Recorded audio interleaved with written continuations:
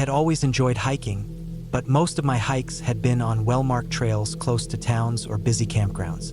I liked the calm of the woods, the sound of wind moving through trees, and the steady rhythm of my boots against dirt.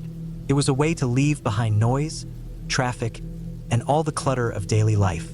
I wasn't the type who tried extreme hikes or dangerous climbs, but I sometimes wanted to test myself a little, to go further than the easy loops that families with kids walked. That was why, one early summer morning, I decided to take a longer hike through a stretch of forest I had never been to before. The place was about an hour and a half from where I lived. I left early while the sun was still low, carrying a backpack that held 2 big water bottles, a packed lunch, some snacks, a flashlight, and a first aid kit. I had my phone too, but I already knew the service in that area was supposed to be weak. I told myself it didn't matter. The trail, according to the little bit I had read online, was marked but not very popular. That made me curious. I liked the idea of having more space to myself, not running into big groups of people the entire time.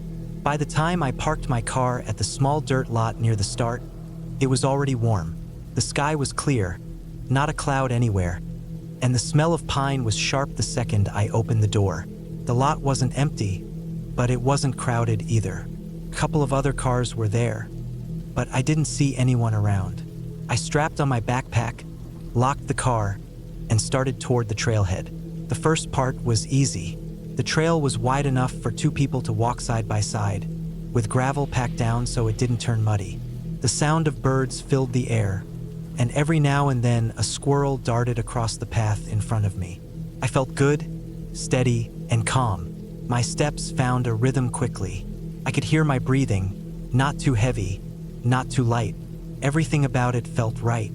After maybe an hour, the trail narrowed. The gravel gave way to dirt, and the trees seemed to grow closer together. Shafts of light broke through the canopy and hit the ground in sharp patches. The air was warmer in here with less breeze moving through. I drank from my water bottle and checked the time. Still early. I thought about how far I wanted to go. My plan had been to walk for 3 or 4 hours, stop for lunch, then come back the same way. That way I'd be back at my car before evening. I passed a trail marker nailed to a tree.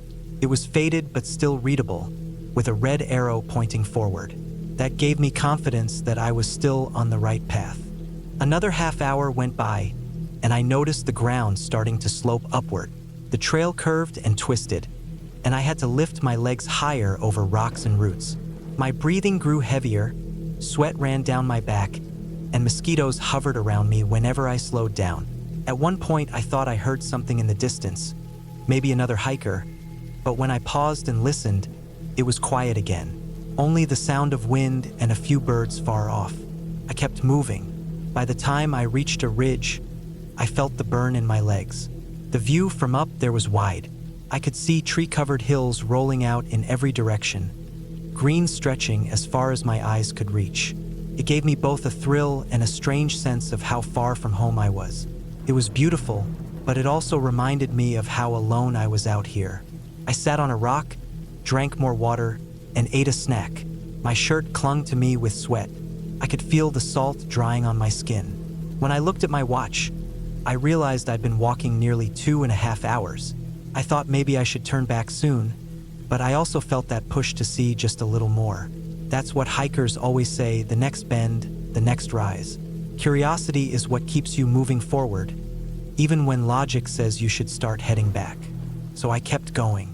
The trail dipped into a shaded hollow, where the ground was damp and softer.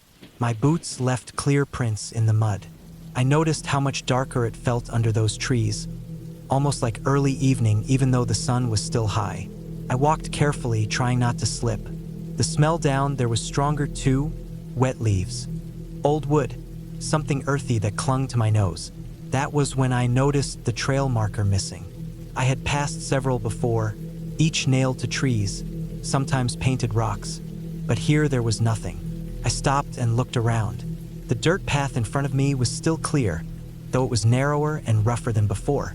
I figured the marker must have fallen or been taken down. It didn't seem like a big deal. The path was right there. I walked on, but after 10 minutes I realized the ground ahead split. 2 paths forked away from each other, both looking worn but neither with a sign. I froze for a second, not sure which one was right. I thought about pulling out my phone, but I remembered the reviews online saying service here was poor. Still, I tried. No signal, just the little "no service" at the top. I studied both paths. The one on the left seemed slightly wider. The one on the right dipped down and looked darker. I chose the left, telling myself wider meant more used, more likely to be the real trail. For a while it felt fine. It even seemed to climb a little, which I thought matched what I'd read online about the trail having ridges. But the longer I walked, the rougher it got. Brush grew closer to the sides. Branches hung low, forcing me to duck. I felt a growing unease in my stomach, a quiet warning that I might not be on the right track anymore. When another 20 minutes passed without a single trail marker, I stopped again. My water bottle was half empty now. My shirt was soaked through. I checked my phone once more. No service. I told myself to stay calm. It was still daylight, still plenty of time. I could just turn back and find where the path had split. So I turned around and started walking back. But here was the thing. The return didn't look the same. Everything seemed familiar but slightly off. I walked carefully, scanning the ground for my boot prints in the mud, but the dirt here was drier. I didn't see prints at all. After maybe 10 minutes I stopped, turned in a slow circle, and realized I wasn't sure anymore which way I had come from. The unease in my stomach hardened into fear. I tried not to panic. I forced myself to pick the direction I thought was right and kept moving, telling myself I would recognize something soon. Trees, rocks, anything. But nothing jumped out.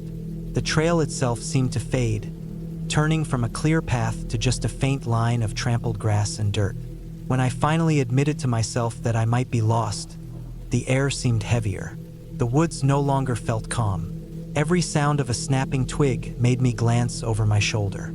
My mouth felt dry even though I had water. I stopped and pulled my map out of my backpack. It was a simple printed one from the trail's website showing the loop and ridges. Looking at it now didn't help. Without a clear marker or sign, the paper might as well have been blank. I decided to keep walking in one direction, hoping it would either reconnect with the main trail or lead me out to a road or clearing. I checked the sun's position, still high, leaning toward afternoon. If I kept moving, I told myself I'd find something before dark, but the forest seemed endless. Time passed in long stretches. My legs grew tired, and I noticed scratches on my arms from pushing through brush. I rationed sips from my water bottle. Each time I drank, I worried about how much was left. My lunch sat heavy in my backpack, but I didn't feel hungry. Fear had pushed hunger away. When the sun began to dip lower, light filtered through the trees at an angle that made shadows stretch long. I kept scanning for anything, a marker, a sign of other hikers, even trash, but there was nothing. Only trees, dirt, and silence. I started to feel the edges of panic. I forced myself to breathe slowly. If I lost control, it would only make things worse. Finally, after what felt like hours, I stumbled into a clearing. Relief rushed over me so strong my knees went weak. The clearing wasn't large, but sunlight hit the ground fully, and grass grew in the open space. For the first time since realizing I was lost, I felt like I could breathe fully again. But the clearing also made me realize how late it was getting. The sky above was already streaked with orange. I knew I had little time left before dark. The thought of being in those woods at night tightened my chest.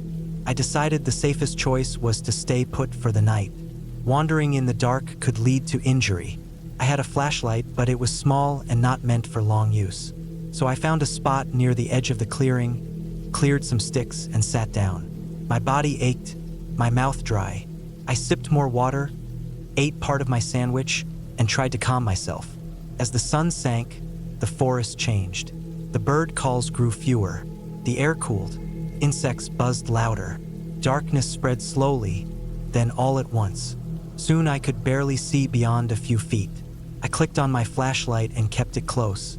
That night was one of the longest of my life. Every sound felt magnified. Crickets, owls, branches snapping. I kept picturing animals moving just out of sight. I didn't sleep much. My body kept jerking.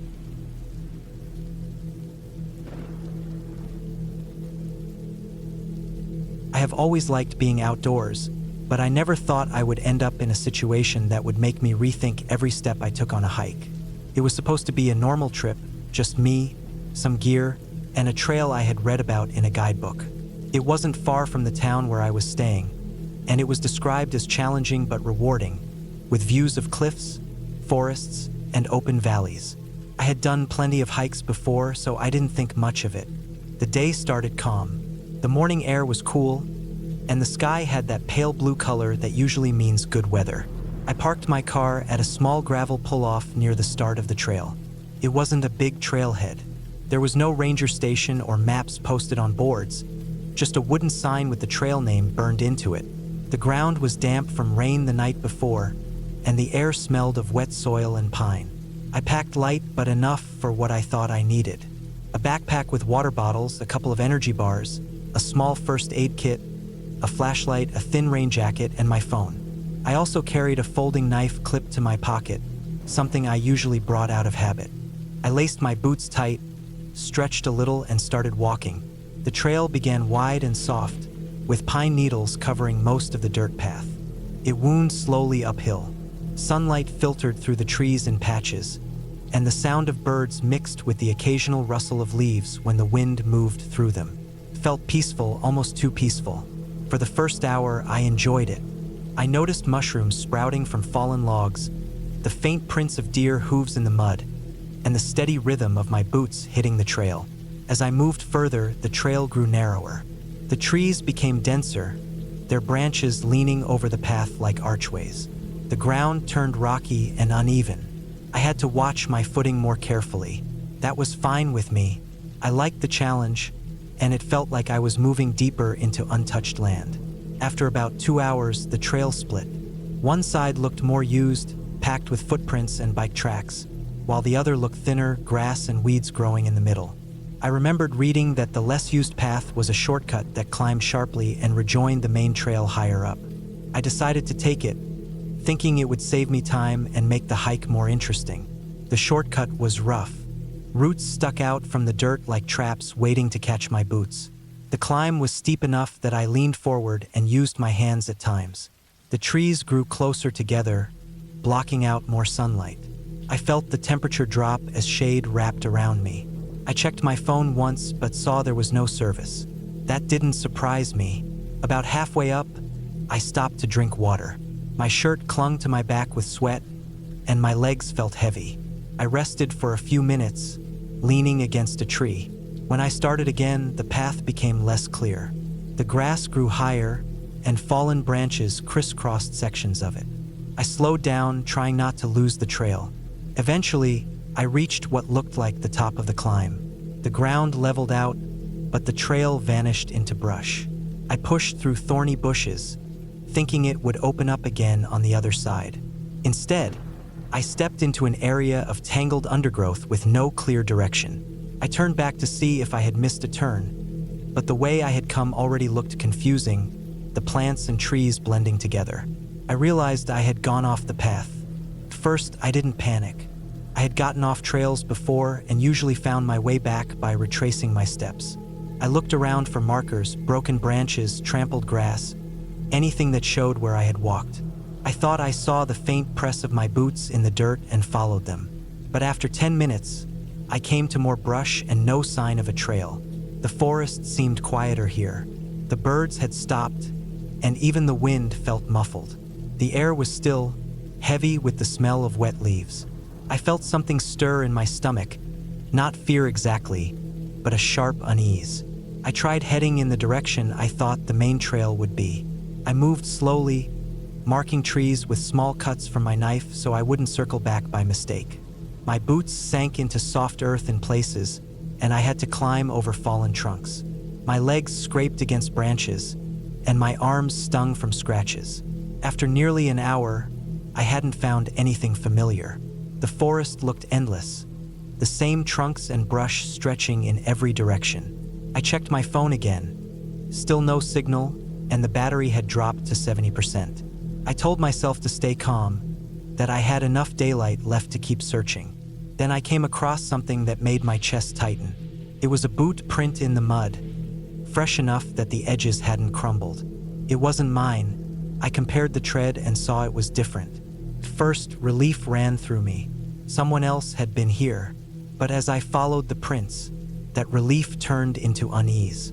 The tracks wandered, circling trees, doubling back, cutting in strange directions. They didn't look like the path of someone who knew where they were going. I kept following them until they stopped at a clearing. The ground was torn up, as if someone had been pacing in circles.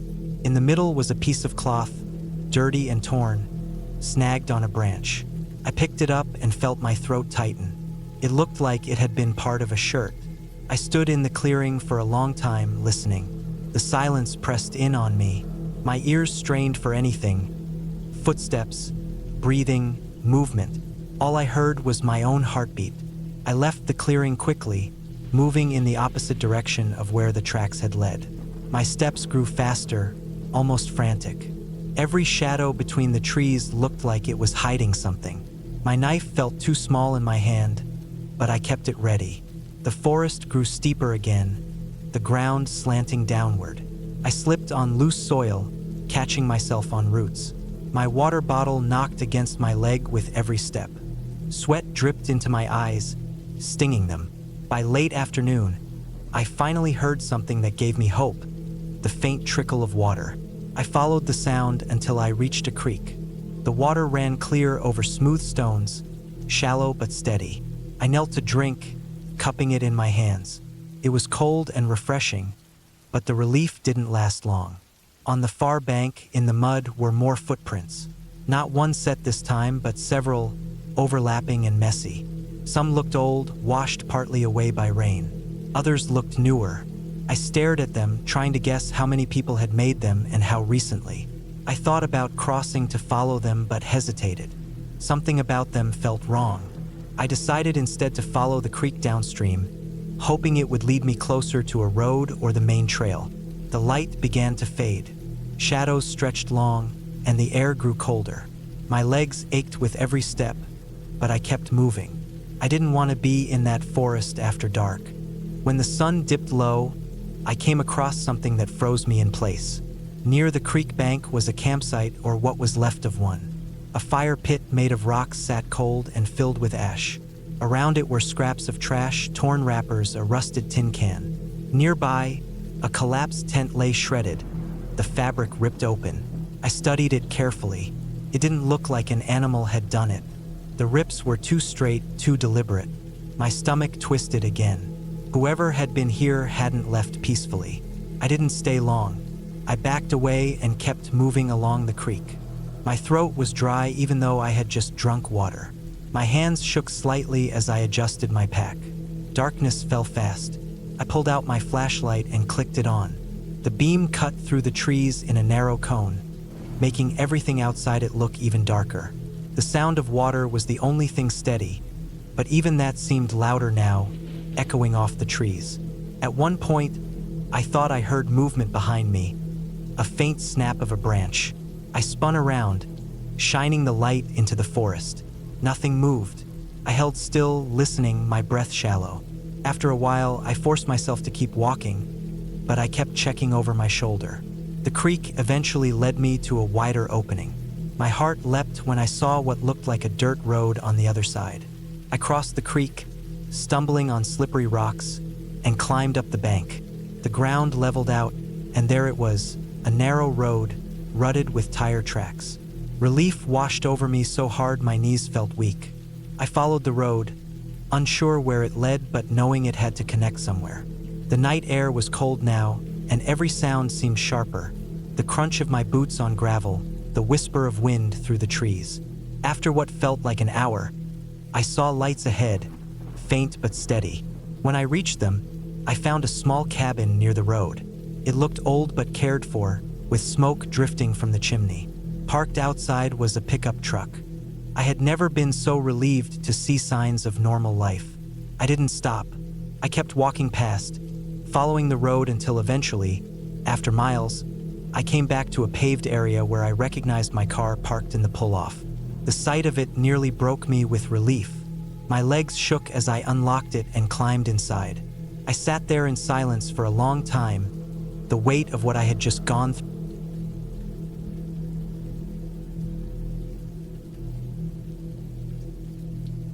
I had been planning the hike for months, circling the date on the calendar every time I glanced at it, counting down as the days passed. It wasn't supposed to be anything extreme, at least not on paper. Just a long, quiet trail in the mountains, a ridge that followed for miles with views of the valley on both sides, ending near an old fire lookout that had been abandoned years ago. I wanted time away from everything, away from my phone, away from traffic, away from the constant noise that never seemed to stop in my life. I had hiked before plenty of times, but this would be my longest solo trip. The forecast looked fine, a mix of sun and clouds. No storms predicted. I checked 3 different sources just to be sure. The trail was long but well documented, and other hikers had written about it online. Some warned about narrow ridges, steep drops, loose rock in places, and exposure to wind, but nothing out of the ordinary for a mountain hike. I packed carefully the night before: food, water, extra layers, a first aid kit, headlamp, map, compass, knife, lighter, and even a small emergency blanket. I wanted no surprises, at least none that I wasn't prepared for. I started early, before the sun had climbed fully over the trees. The first part of the trail was quiet, damp from the dew that clung to leaves and grass. My boots brushed through it, leaving dark streaks on the earth as I made my way upward. The climb was steady, switchbacks cutting through the forest, the smell of pine and wet dirt filling the cool morning air. The forest was thick at first, but after an hour or so, the trees began to thin, and I caught glimpses of the valley far below, a patchwork of green and brown, with a thin river winding through it. I felt strong, my legs moving smoothly as I adjusted to the rhythm of climbing. My breathing was steady, and I told myself that I was prepared, that I had done enough hikes before to handle this. But there was always that little thought in the back of my mind, reminding me that this was different. Longer, higher, and alone. By mid-morning, I reached a point where the trail narrowed, cutting across an exposed slope with nothing but loose scree on the ground. I slowed, planting my feet carefully, testing each step before I shifted my weight. Below me, the slope dropped steeply, the kind of drop where a slip wouldn't mean a bruise or scrape, but something much worse. I forced myself not to look down too long, keeping my eyes on the trail ahead. My pack shifted slightly, tugging at my shoulders, and I tightened the straps so it wouldn't throw off my balance. When I cleared that section, the trail widened again, and I let out a breath I hadn't realized I was holding. I took a sip of water, shook out the tension in my legs, and kept moving. Hours passed like that. Forest sections, open ridges, steep climbs. The sun climbed higher, and I stopped once to eat a granola bar, crouching on a flat rock where I could see for miles. The world looked so quiet from up there. No sound of cars or voices, just the faint rush of wind and the occasional bird call. I felt small, but in a good way, like I had stepped out of the noise of my life and into something bigger. By afternoon, I reached the ridge itself. This was the section I had read the most about. The trail climbed steeply up to a knife edge, where the mountain dropped off on both sides. It wasn't just steep, it was sheer, hundreds of feet straight down. The path was narrow, sometimes no wider than my boots, and the rock was jagged, with pieces that looked ready to break loose if too much weight pressed on them. People had written about it online, some saying it was the scariest thing they had ever done, others brushing it off as nothing too bad. I paused before stepping onto it, tightening every strap of my pack again, making sure nothing dangled or shifted. I bent my knees slightly, keeping my center of gravity low, and began to move. At first, it wasn't terrible. The rock was firm under my boots, and though the drop was terrifying, I told myself to focus only on the next step. But then the wind picked up. It wasn't a gentle breeze. It was the kind that shoves against you in bursts, sometimes from the side, sometimes from behind, unpredictable and strong. Each gust made me freeze, planting my boots hard against the rock, waiting until it eased before I dared to move again. The ridge stretched on longer than I expected. Time seemed to slow, each step taking a full minute as I tested the rock, braced against the wind, and inched forward. My mouth was dry even though I had water, my hands slick with sweat even in the cool air. I told myself not to think about falling, not to picture what it would look like to tumble off either side. But the thought pressed in anyway, unwelcome and sharp. Halfway across, the trail narrowed to its thinnest point, a section barely wider than my boots, with nothing but open space on both sides. My heart hammered as I crouched slightly, spreading my arms for balance. I forced myself to place one foot carefully ahead of the other, staring only at the gray rock in front of me. My pack felt like it weighed 100 pounds, pulling me backward with every step. I fought the urge to rush, to get it over with, knowing that one quick movement could mean the end. When I finally made it past that section, my legs were trembling, and I lowered myself to sit on a flat rock just beyond it. I didn't even drink or eat, just sat there breathing, trying to calm the pounding in my chest. I thought about turning back then, but I knew the ridge behind me would be even worse in reverse. The only way was forward. The trail continued along the ridge for what felt like forever. I lost track of time, moving slowly, stopping often, each step a test of nerve. By the time I saw the ridge widen and slope downward again, my entire body was shaking from tension. I stumbled onto the safer ground like someone crawling onto shore after nearly drowning. I collapsed there, finally pulling out my water and draining nearly half the bottle in one go. I sat for a long time, staring back at the ridge I had just crossed, almost unable to believe I had made it. The thought of doing it again on the way back sent a cold chill through me. I pushed on, but the hike had changed. I was tired in a way I hadn't been before, not just in my legs but in my head. Every sound made me jump. The scrape of a rock, the gust of wind, even the crack of a branch far below. I kept picturing the ridge behind me, knowing I would have to face it again. When I finally reached the fire lookout, it was late afternoon. The structure was old, weathered wood and broken glass, perched high above the valley. It looked like it hadn't been touched in years. I sat near it, eating slowly, letting the food settle in my empty stomach. The view should have been beautiful, but I couldn't stop thinking about the return. I didn't stay long. I knew I couldn't risk crossing the ridge in darkness, so I started back sooner than I had planned. My legs ached with every step, my shoulders sore from the pack, but I pushed myself, wanting to make it back across before the sun dipped too low. When I reached the ridge again, the light was already softer, the shadows stretching long. The wind was stronger too, gusting harder than before.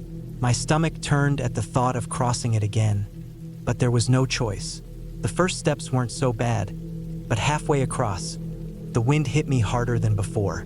It came in bursts, pushing against me with enough force that I had to crouch low and cling to the rock. Pebbles shifted under my boots, skittering down the sheer drop beside me. I froze, pressing myself against the ridge, my heart hammering. I tried to wait for the wind to ease, but it didn't. Each gust felt stronger than the last, tearing at my clothes, tugging at my pack. I lowered myself to my hands and knees, crawling across the rock, moving inches at a time. My palms scraped against the stone, my knees bruising, but I didn't care. All that mattered was staying low, staying steady. At one point, a gust nearly lifted me sideways, and I slammed myself flat, pressing into the ridge with every bit of strength I had. My pack caught the wind like a sail, and for a moment, I thought it would pull me over. Somehow I held on, clawing at the rock, refusing to let go. I don't know how long it took me to cross. Time lost all meaning. All I knew was the rock under me, the wind in my ears, the sheer drop on both sides. When I finally crawled onto wider ground again, I was shaking so badly I could barely stand. My hands were raw, my knees bleeding, my face streaked with dirt and sweat. I lay there for a long time, staring at the sky, unable to move. When I finally pushed myself up, the sun was dipping low, painting the valley in orange light. I still had miles to go before I reached the safety of the forest trail, and darkness was coming fast. I forced myself onward, every step heavy, my body running on nothing but fear and determination. The forest felt different when I reached it again. Darker, thicker, the air cooler. I switched on my headlamp as the last of the daylight faded, the beam of light cutting a narrow path through the trees. Every shadow looked like a threat. Every sound made my skin crawl. The last miles dragged on forever. My legs ached. My shoulders screamed from the pack, and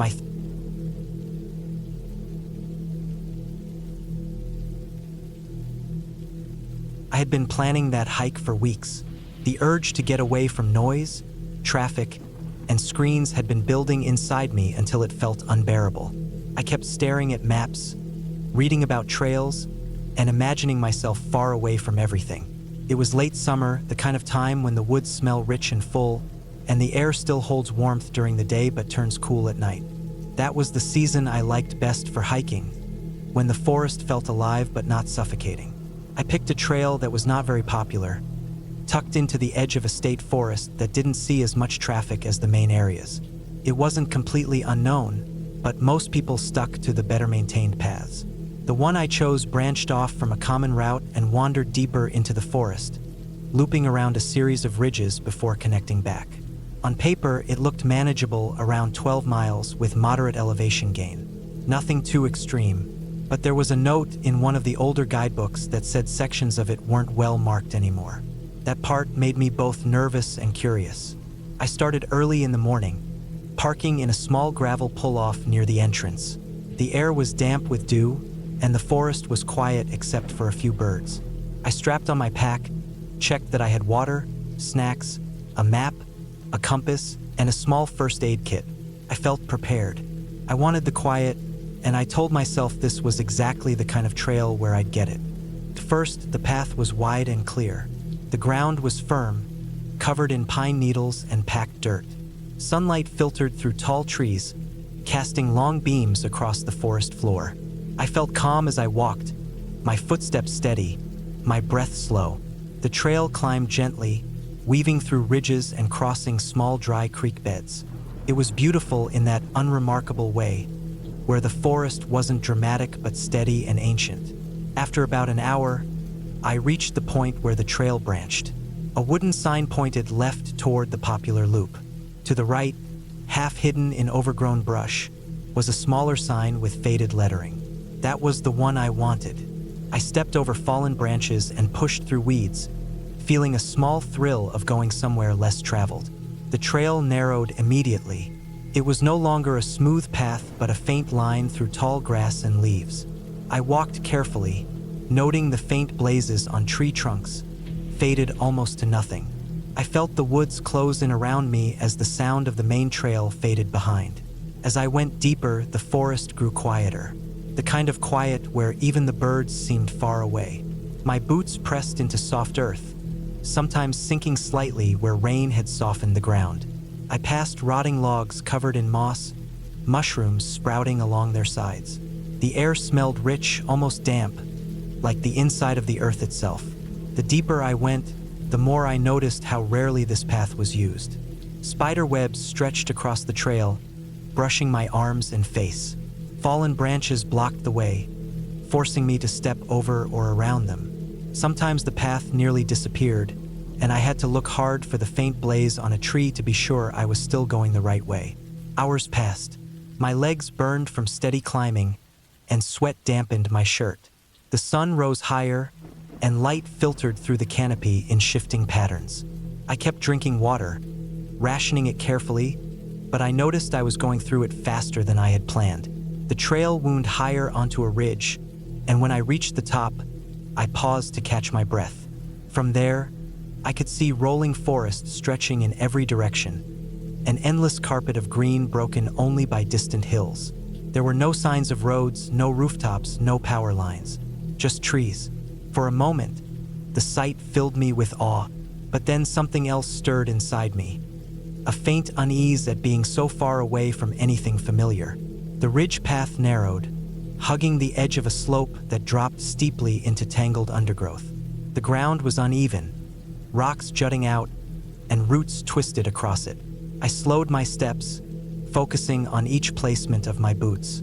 My shoulders ached under the weight of my pack, and I realized I had not seen a single other person since leaving the main trail hours earlier. Eventually, I reached a small clearing where the trail seemed to split in two. One direction led downhill, though the marking was barely visible. The other curved along the ridge. My map didn't show this split clearly. I stood there for a while, sweating, staring at the trees, trying to decide. The ridge seemed more logical, but the faint remains of a blaze pointed downhill. I hesitated, then chose downhill, trusting the faint paint mark. That was where things started to go wrong. The trail downhill was almost gone. At first, I thought I could still see it, an indentation in the earth, a slightly clearer space among weeds. But the farther I went, the harder it became to follow. Fallen trees forced me to climb over them. Thorns tugged at my pants. The forest grew darker as the slope carried me down into a hollow. After 20 minutes, I realized I wasn't sure if I was still on the trail at all. The blazes had disappeared. I stopped, turned in a slow circle, scanning the trees for paint marks. Nothing. My chest tightened. I told myself not to panic. I had a compass. I had a map. I pulled them out and tried to match the terrain to the lines on the page. The hollow didn't seem to match anything clearly. I thought if I kept heading west, I'd eventually reconnect with the loop. So I pushed on, choosing a direction and sticking to it. The ground grew wetter, sucking at my boots. I passed through patches of ferns taller than my waist. Branches clawed at me as I pushed forward. The sun shifted, and shadows grew longer. I checked my compass again and again, but the woods all looked the same. I felt the first spark of fear when I noticed how quiet it was. No bird calls, no rustling, only my own footsteps and breathing. The forest pressed around me, endless and unbroken. My shirt clung with sweat, and my throat felt dry. I drank again from my water, realizing how much I had already used. Hours slipped by as I fought through the brush. My legs trembled with fatigue. At one point, I thought I heard water and turned toward it, hoping for a stream to refill my bottle. But when I reached it, the ground was marshy, covered in stagnant pools buzzing with insects. Not safe to drink. As daylight faded, the panic returned stronger. I had not planned for an overnight. I had no tent, no sleeping bag, just a thin emergency blanket and a flashlight. My food was limited to a few bars and trail mix. I told myself I needed to find higher ground before dark, somewhere to stop and get my bearings. I climbed a slope littered with rocks and dead leaves. At the top, I looked out again, trees, only trees, stretching forever. My map felt useless. My compass told me directions, but directions meant little when I had no idea where I was in relation to the trail. The sun sank lower, the forest dimming into shadow. I decided I had no choice but to stop for the night. I found a flat spot near some rocks, cleared away leaves, and sat down heavily.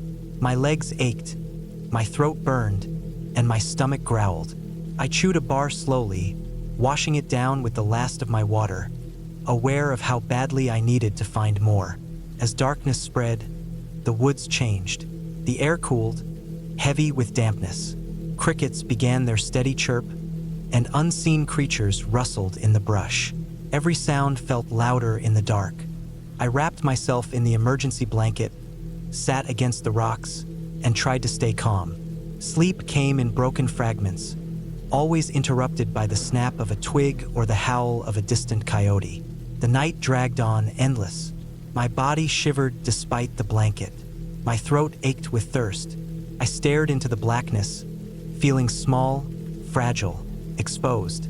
When dawn finally came, pale light creeping through the trees, I felt a rush of relief. But it was brief. My body was stiff and sore. My bottle was empty. I needed water. That became my only thought. I pushed on again, forcing my legs to move. Hours passed. My head throbbed. My lips cracked. Finally, I heard the trickle of running water. When I found it, a narrow stream flowing between rocks, I nearly cried. I knelt, filled my bottle, and drank deeply. I knew it wasn't safe without purification, but thirst won. The cold water slid down my throat, reviving me. I followed the stream, hoping it would lead me somewhere. Streams often fed into larger ones, and larger ones sometimes ran near trails or roads. That was the hope I clung to. The forest seemed endless. My clothes were damp with sweat, my skin scratched and bruised. The days blurred, walking, stumbling, resting, drinking, pushing on. At night, I huddled wherever I could, always restless, always listening. By the third day, exhaustion hollowed me out. My food was nearly gone. My body felt weak. I walked in a haze, one foot in front of the other.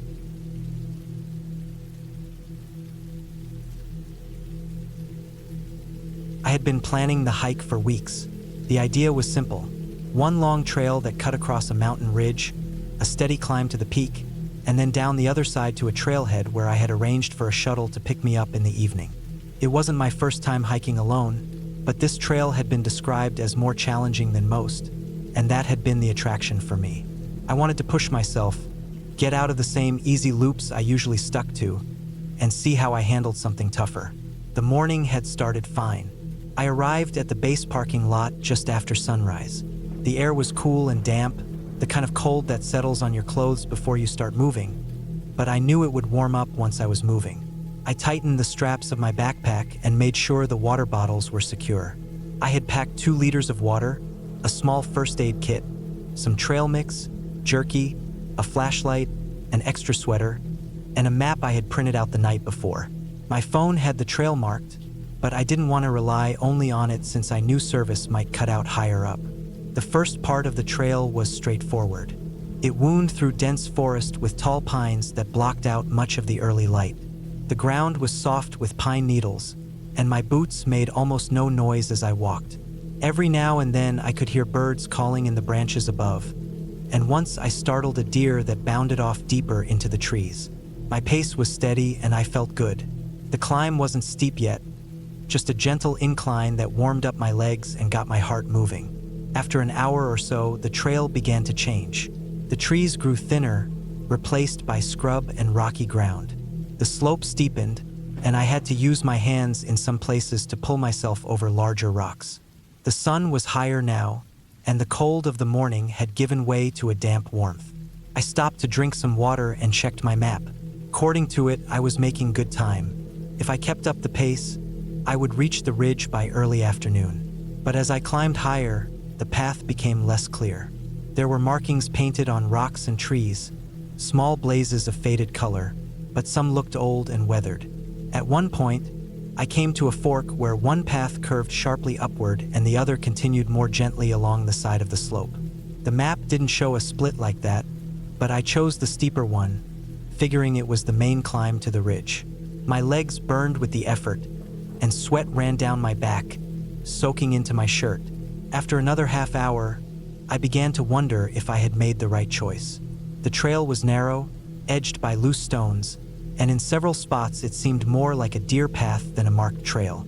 I checked my phone, but the signal was already gone. The GPS still showed a dot, but it wasn't matching well with the map. The dot hovered somewhere in between lines, as if it couldn't decide where I was. I folded the paper map and tried to match landmarks, but with the dense rock faces around me, it was hard to make sense of it. I pushed on, telling myself the ridge had to be close. The higher I went, the more the wind picked up. It hissed through the low brush and tugged at the straps of my pack. I tried not to think about the drop-off that was just a few steps away to my right. In some places, the trail skirted the edge of a cliff, the rocks falling away into a steep valley far below. My steps became careful, each foot placed deliberately so the loose gravel wouldn't slide. When I finally reached a flatter section, I stopped to catch my breath. The view opened up, and for a moment it was beautiful. The forest stretched far below, the trees a rolling green sea. The sky above was wide and pale, with streaks of clouds drifting across. I took out some trail mix and chewed slowly, trying to calm the knot that had started to form in my stomach. I knew I was higher than I should have been at that point. The map showed the ridge trail staying closer to the middle of the slope, not climbing this sharply. I told myself I would just keep going until I found a clearer marking. The wind was stronger now, and I could feel the strain in my legs. My shirt clung damp to my back, and every step felt heavier. I kept glancing around for signs of other hikers, but the mountain was silent except for the wind and the occasional cry of a bird. By midday, the trail disappeared altogether. The path ended at a tumble of rocks, as if a landslide had erased whatever had once been there. I climbed over them, hoping to find the trail continuing on the other side, but all I found was more rock, more uneven ground. I cursed under my breath and pulled out the map again. I was somewhere on the slope, maybe too far east, maybe too high. It was impossible to tell. That was the first time I felt a real edge of fear. It was a quiet, steady feeling, like the air was tightening around me. I was off the trail. I was alone, and I had no clear idea of how to get back to it. I turned around and began backtracking, marking stones with little piles of rocks so I could trace my steps if I needed to. The problem was that the slope looked the same in every direction. Gray stone, thin brush, patches of dirt. I walked for half an hour, but when I stopped and looked around, I couldn't find the markings I had left. The rocks all blended together. The wind whistled hard across the ridge, and clouds had begun to gather, thicker and darker than before. I checked my watch. It was already 2 in the afternoon. If I didn't find the trail soon, I would be out here in the dark. The flashlight in my pack suddenly felt too small, too weak, for the vastness of the mountain. I decided to angle downward. If I could reach the treeline, maybe I could follow the forest slope until I reconnected with the trail. Going down was easier on the lungs but harder on balance. The rocks shifted under my boots, and more than once I slipped and had to throw out my arms to catch myself. The drop to my right seemed to follow me, waiting for one wrong step. As I descended, the brush thickened. Branches clawed at my sleeves, and thorns caught my skin. My water was already half gone, and I was rationing small sips. I told myself not to panic, but each step seemed to carry me deeper into uncertainty. By late afternoon, I still hadn't found the trail. The forest had closed around me, blocking the open view of the ridge. The ground was uneven, littered with fallen branches and roots that threatened to trip me. The air was cooler here, but damp and heavy, and it smelled of earth and rot. Every sound, crack of a branch, rustle in the underbrush, made me snap my head around. I realized I hadn't eaten much since morning, so I forced down a piece of jerky. My mouth was dry, and chewing felt like work. My shoulders ached from the straps of the pack, and my feet throbbed in the boots. I kept moving, but by the time the sun was dipping low, the fear was pressing harder. I was still lost. The map meant nothing now. I didn't know where I was on it. My phone battery had drained to 30%, and the GPS still refused to lock on. I turned it off to save power. When darkness finally started to fall, I knew I had to stop. Stumbling through the forest in the dark would only get me more lost or injured. I found a small clearing between some trees and cleared away sticks and leaves to make a spot to sit. I pulled on the extra sweater and sat with my back against a tree. The night was long. The forest was alive with noises I couldn't see. Insects buzzed. Something moved through the brush nearby, and once I heard the distant cry of what might have been a coyote. I clutched the flashlight, but I didn't turn it on unless I heard something too close. I wanted to save the batteries. Sleep was impossible. Every crack of a twig sent a jolt through me. My legs cramped, and my throat was dry. By dawn, I was exhausted. My eyes burned from lack of sleep, and my body felt heavy. I drank the last of my water and forced myself to get up. The plan was simple: keep moving downhill. Eventually, I had to hit a road, a stream, or something that would lead to people. The day was slow and grueling. The forest seemed endless, the same trees and rocks repeating forever. My legs trembled with fatigue, and my stomach ached with hunger. The trail mix was gone by midday, and I was chewing dry jerky that made me thirstier. I licked dew from leaves at one point just to moisten my mouth. By late afternoon, I heard the sound of water. It was faint at first, but then it grew clearer, the trickle of a stream. Relief surged through me, and I followed it until I reached a narrow creek cutting through the rocks.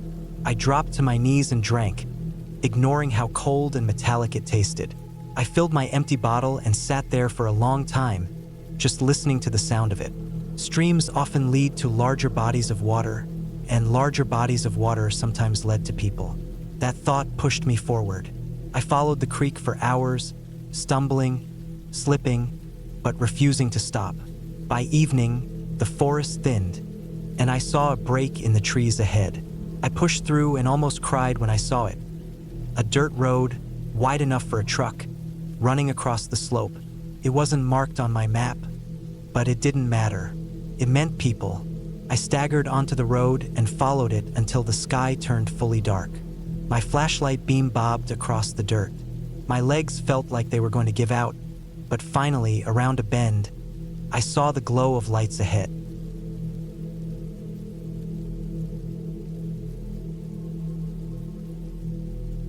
I started the hike just after sunrise on a cool morning in late September.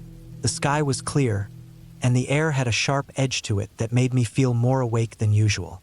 My backpack felt heavy on my shoulders as I adjusted the straps, but I told myself it was fine. I had food, water, extra clothes, a flashlight, a first aid kit, and a map folded inside a plastic sleeve.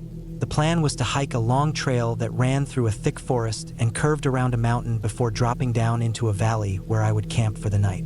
It was supposed to be a quiet trip by myself, just to clear my head and get away from noise. The first few miles were easy. The trail started wide and open, with soft dirt under my boots and pine needles scattered everywhere. Birds moved in the branches above me, and sometimes a squirrel ran across the path. The forest smelled of pine and damp soil, and every now and then I caught a whiff of the faint smoke of old campfires left behind by others. The sun cut through the branches and laid patches of gold light across the ground. Everything seemed calm, and I felt good about the day ahead. As the hours passed, the trail narrowed. The trees grew closer together, and the slope began to rise. I slowed down and leaned forward with each step, feeling the pull in my legs. My shirt stuck to my back with sweat, and I stopped once in a while to sip water and breathe. I checked the map more often as the trail began to twist around rocks and old roots. It was marked, but not always clearly, and I had to keep my eyes open for faded blazes painted on trees. By noon, I had climbed high enough that the forest thinned a little, and I could see over the tops of trees down into the valley. It was wide and green, and a river ran like a silver ribbon through the middle of it. The air felt cooler up there, and the wind pushed against me with a steady chill. I ate lunch sitting on a flat rock that looked out over the view. A sandwich, some nuts, and a piece of fruit. I tried not to sit too long because I knew how easy it was to get stiff. After I ate, I tightened the straps on my pack again and moved on. The trail on the far side of the ridge was different. It was rougher, steeper, and more uneven. The dirt gave way to loose stones, and I had to place my boots carefully. My legs shook a little from the effort, but I kept pushing forward. The trees were darker here, taller, with thicker trunks. They blocked out most of the sunlight, and the ground stayed damp as if it never dried. My boots sank slightly with each step, and sometimes the mud grabbed at them hard enough that I had to pull free. I thought I was doing fine until I noticed the first sign of trouble. A part of the trail had washed out from what looked like an old landslide. Dirt and rocks had slid down the slope, leaving a gap where the path should have been. To keep going, I had to cross over loose earth that tilted down toward a steep drop. I tested it with my foot, and the dirt crumbled away. I crouched low, moved carefully, and pressed my weight into the hillside with each step. My heart thudded hard as small rocks clattered down into the valley below. When I finally made it across, I let out a long breath and sat down for a minute to steady myself. That moment stayed with me, though. It was the first time all day I felt real danger. I kept going. The hours stretched on. I looked at my watch more often than before. The sun was still high, but I knew I couldn't waste much time. The valley campsite was still miles away, and I wanted to reach it before dark. I picked up my pace, moving quickly over stretches of trail that looked safe. But the faster I went, the more careless I became. At one point, I caught my boot on a root and nearly pitched forward face first. My hands shot out just in time, and I scraped my palms on the dirt. I stood there breathing heavy, shaken by how close I had come to falling. The forest grew even darker as the afternoon dragged on. The trees closed in, and the path dipped into hollows where the air felt colder and heavier. I began to notice things that unsettled me. A tree with deep claw marks down its bark. A pile of bones, maybe from a deer, scattered near the side of the trail. The bones were old and yellowed, but the sight made me uneasy. It reminded me that I was alone out there, far from help, in a place where animals lived and hunted. By late afternoon, my legs burned, and I could feel blisters forming on my heels. My shoulders ached under the weight of the backpack. I told myself I just had to keep moving, keep putting one foot in front of the other. But then the trail split. One branch went left and down, the other right and up. I pulled out the map and studied it, but the markings weren't clear in that section. The sun was slipping lower, and I had to make a choice. I chose the path leading down, thinking it must head toward the valley. It was the wrong choice. The trail narrowed until it almost disappeared, and the ground grew wetter with each step. Soon I was walking through mud that sucked at my boots and left them caked. The air smelled of rot, and mosquitoes buzzed around me. I pushed on, hoping it would connect back to the main trail, but after another half hour I realized it didn't. I was off course. My stomach tightened as I understood what that meant. I turned back and tried to retrace my steps, but the light was fading, and the trees looked different from the other direction. I walked faster, heart hammering, scanning for the split I had taken. I walked until my legs shook again, but the junction didn't appear. I was lost. Panic started to rise in me, but I forced it down. I made myself stop walking and stand still. I pulled the map out again, though I knew it couldn't help much without knowing exactly where I was. The forest around me grew darker by the minute. I realized I had to accept that I wouldn't make it to the campsite. I would have to spend the night out there, somewhere off the trail, in the middle of the woods. I found a flat patch of ground under a thick tree and dropped my pack. My hands shook as I pulled out my flashlight and checked the batteries. It flickered once, then glowed steady. I gathered sticks and cleared a small circle of dirt. I had brought matches in a waterproof case, and after a few tries I managed to light a fire. The small flames grew, and the light pushed back against the dark. Sitting there, I chewed on a protein bar and drank water. The fire snapped and cracked, and the forest pressed close around it. I listened to sounds I hadn't noticed before. Branches creaked, leaves rustled. Once I heard something heavy moving in the distance, breaking twigs as it went. I froze, staring into the dark, but saw nothing. My chest felt tight. I told myself it was a deer, maybe an elk, but my body stayed tense long after the sound faded. The night dragged on. I dozed sitting up, jerking awake each time the fire dimmed. I fed it more wood until I ran out of dry sticks. When the fire burned low again, the forest seemed to creep closer. My flashlight sat by my side, but I didn't want to waste its batteries. The cold seeped into me, making my fingers stiff. My stomach growled, but I didn't eat again. Every sound made me flinch. I thought about how far I was from anyone else, and how no one knew exactly where I had gone wrong. At some point near dawn, I must have slept for longer, because when I opened my eyes the fire was ash, and a pale gray light filled the forest. I stood, sore all over, and packed up my gear. My throat felt dry, and I had only one bottle of water left. I knew I had to find the main trail quickly. I walked for hours that morning, following what I thought was the direction back toward the ridge. The forest was thick, and my progress was slow. I scraped my arms on branches, slipped on wet leaves, and once I sank knee-deep into mud that almost pulled my boot off. The effort drained me. My mouth stayed dry and each swallow hurt. By midday, I climbed onto a slope of rocks to get higher ground. From there, I finally saw the faint line of a trail cutting across the forest below. Relief surged through me, and I scrambled down toward it. When I stepped onto the worn dirt, I almost laughed from the release of tension. The trail led me down into the valley. My legs wobbled, my body ached, but I kept moving. Hours later, I saw a wooden signpost ahead, weathered but standing. Beyond it was the campsite I had been aiming for all along. Empty, quiet, but there. I dropped my pack and sat down on the ground, shaking with exhaustion. I made it out of the woods alive, but I learned something that day. It doesn't take much to turn a simple hike into something dangerous. One wrong choice, one wrong turn, and everything changes. The forest doesn't care about you. It doesn't guide you. It just waits. You have to be ready or it will swallow you whole.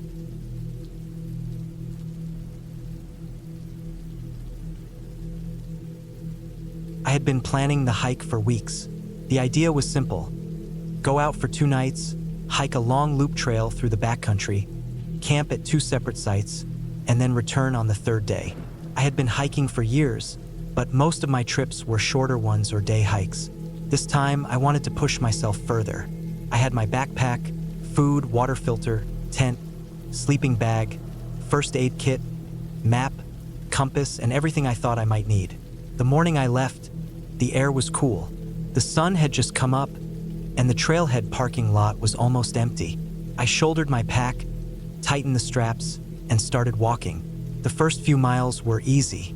The path was wide, well-marked, and wound through tall trees with sunlight spilling between the branches. I felt strong and I was excited. After a couple of hours, the trail began to climb. The forest grew denser, the ground steeper. My breath came heavier, sweat ran down my back, but I pushed forward. I stopped now and then to drink water and adjust the weight of the pack. The higher I went, the quieter it became. The distant noise of the road disappeared, leaving only the sound of my boots on dirt and the occasional call of a bird. By midday, I reached a ridge that opened into a view. The land stretched out in every direction. Rolling hills, dark forests, a winding river in the valley below. It looked untouched, endless. I stood there for a while, enjoying the view, but I also felt small. Out here, I was just one person in miles and miles of wilderness. I hiked for most of the day before reaching the first campsite. It was nothing more than a small clearing with a fire ring and enough flat ground to pitch a tent. I set up camp, cooked a simple meal on my small stove, and ate while the light faded. The forest turned dark quickly. Once the sun dropped, the air grew cold.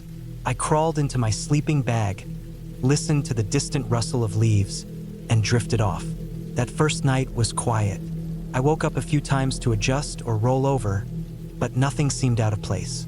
When morning came, I made oatmeal, packed up, and continued the loop. The second day was harder. The trail was narrower, the terrain rougher. Roots twisted across the path, rocks jutted out, and parts of the trail were muddy from a small stream that had overflowed. My boots grew damp, and I had to move slower to keep from slipping. I checked my map often, making sure I stayed on the right track. The forest seemed thicker here, with less light making it through. At one point, I came across a fallen tree blocking the trail. I had to climb over it, dragging my heavy pack across, scraping my legs on the bark. Small challenges like that reminded me how alone I was. If I got hurt out here, it would take hours, maybe a whole day, for anyone to even find me. By late afternoon, I started looking for the second campsite marked on the map. My legs ached, and my shoulders were sore from carrying the pack. I expected to find another small clearing, maybe another fire ring, but when I arrived, I realized it wasn't much of a sight at all. The ground was uneven, and there was barely enough space to pitch a tent. I had to clear sticks and rocks to make room. I ate quickly that night, sitting on a log, staring into the dark woods. The forest felt different here. I couldn't explain why, but it seemed heavier, like the air itself carried weight. I crawled into my tent earlier than usual, zipped the flap tight, and tried to rest. That night, I woke up suddenly. My heart was pounding. I wasn't sure why at first. I lay still, listening. At first, all I heard was the wind moving through the branches. Then I heard a faint sound, like something snapping under weight, a branch breaking. It was close. I held my breath and waited. A moment later, I heard another sound. Something moving slowly, steady, through the brush near my tent. The footsteps were heavy, not like a deer or a small animal. They were measured, careful. I stayed frozen, my ears straining. The steps came closer, then stopped. I stared at the thin wall of fabric that separated me from the dark. My flashlight was within reach, but I didn't dare turn it on. I waited for what felt like forever. Finally, after minutes of silence, I heard the steps again, moving away this time, fading into the distance. I barely slept after that. Every sound set me on edge, the rustle of leaves, the creak of trees. I stayed awake until the sky lightened with dawn. When morning came, I unzipped the tent slowly and looked around. The ground was damp, and leaves covered the forest floor, but I thought I saw a few prints in the soil, pressed deeper than what an animal might leave. They weren't clear enough to tell what made them. My stomach tightened, but I forced myself to pack up quickly. I wanted to finish the loop and get back to my car. The hike out was long. The trail wound through thicker forest, down into a hollow where a creek cut through, then back up a steep hillside. My legs shook from the effort. I kept glancing behind me, listening. More than once, I thought I heard something in the distance. Branches snapping, faint movement. But every time I stopped, the forest went still. By mid-afternoon, I reached the last stretch of trail. My map showed that it looped back toward the parking lot, maybe another 5 miles. My water was running low, and I was exhausted, but the thought of being done kept me going. Then I noticed something strange. Ahead on the trail, the ground looked disturbed. The leaves were scattered, dirt churned up. I stopped and crouched down. In the soil, I could see footprints, clearer this time. They were boot prints. Someone had walked here recently, and the direction they went was the same as mine. That shouldn't have bothered me, but it did. I hadn't seen another hiker since I started. The parking lot was empty when I left, and this trail wasn't popular. The prints looked fresh. I stood there, staring at them, then continued walking. My pace quickened without me meaning it to. The woods felt silent, almost too silent, like everything was listening. As the trail wound downhill, I began to notice more signs. Broken branches, scuffed dirt, small pieces of trash, like a torn wrapper. It was proof someone else was out here, but the careless way it was left behind unsettled me. Most hikers I knew were careful, respectful. Whoever it was didn't seem to care. The last couple of miles dragged on. I felt my chest tighten each time the trail curved, not knowing what I might see ahead. The air grew cooler, shadows stretched long, and I realized I would be cutting it close with daylight. Finally, as the trees began to thin, I caught sight of the road through the trees. Relief washed over me. My legs moved faster, almost running. I just wanted to get to the car, to shut the doors, to feel safe again. But when I reached the trailhead, my relief froze. The parking lot wasn't empty anymore. My car was there, but so was another vehicle. A beat-up truck, old, with mud caked along the tires and dents across the side. The truck was parked crooked, like it had pulled in quickly. The footprints, the noises at night, the feeling of being followed. It all fit. I walked quickly to my car, trying not to look around too much. My hands shook as I unlocked the door. I tossed my pack into the back, climbed in, and started the engine. As I pulled out of the lot, I glanced in the mirror. The truck was still there, empty, no one inside. The forest behind it looked dark and endless. I didn't stop driving until I reached the highway.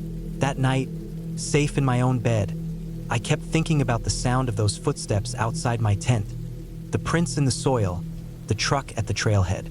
Whoever it was, they had been out there the whole time, watching, maybe following. I realized how close I had been to something worse happening. I thought I was just hiking alone in the woods, but I wasn't alone at all.